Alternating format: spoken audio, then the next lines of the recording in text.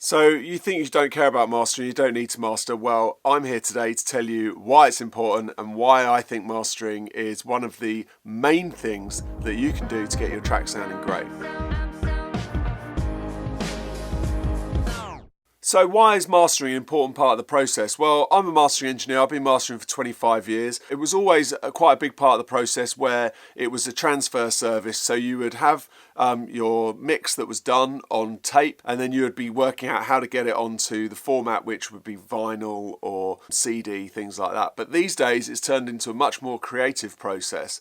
Because a lot of people are working from home, they're not working in big studios anymore. Over the last 10 years, mastering's changed quite a lot. Because I've been doing it for 25 years, I've kind of seen that progression change. And although it is a creative thing, I always think that you should always be trying to keep the mix as true to the mix as it was. But the great thing now, by using an external mastering engineer, is you have another set of ears where they can listen to your mix, they can work out whether it's any good or not, they can work out if it needs anything changing or any tweaks before it goes to the final thing. Because they're listening to tracks just as a track, just as a stereo information, they're not listening to the individual instruments. They have a very good way of listening to something, whether it's too bright, too harsh, too woolly, too bassy, and just those kind of general finishing process things. So it's a super important process. And if you're thinking that you can, cut it out or, try and do it yourself, you can do it yourself, but I can guarantee that most of the time I can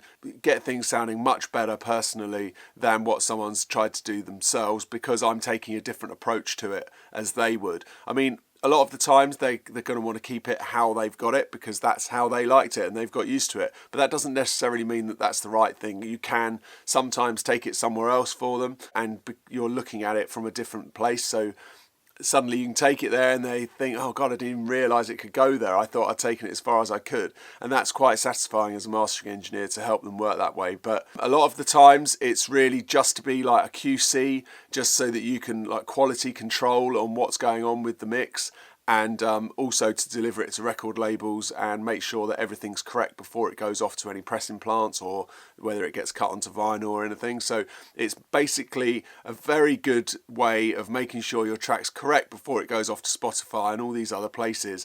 And having a professional do that is obviously the best way to do it. You can do it yourself, but it's relatively cheap these days to get people to master your tracks for you, and there's a lot of guys out there. So yeah, definitely a process that has become more important as people have been working from home, and I think it's something that you should not take lightly. Try it yourself, but always try somebody else and then see how you go with that. Building a relationship with somebody, making them part of your team is a great thing because it means you've got someone outside who's going to give you some great info and feedback on your music. So I hope that's kind of explained mastering and why it's become an important process and why it's important. If you like this kind of thing, make sure you subscribe to my channel. I do videos every day on this kind of stuff, and I do it on audio and I do it on giveaways and things like that. I also review a lot of things. So please subscribe, please like the video. Thanks for watching. Till next time. Bye.